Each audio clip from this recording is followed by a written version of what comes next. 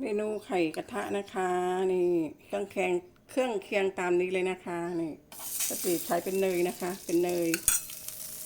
นี่เป็นเนย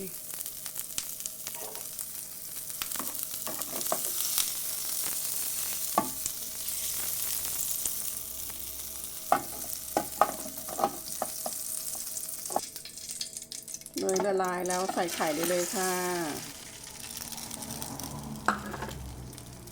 ปิดฝาค่ะ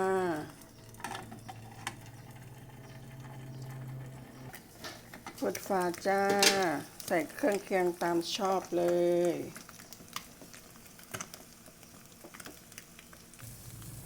ใส่เครื่องเคียงตามชอบเลยค่ะนี่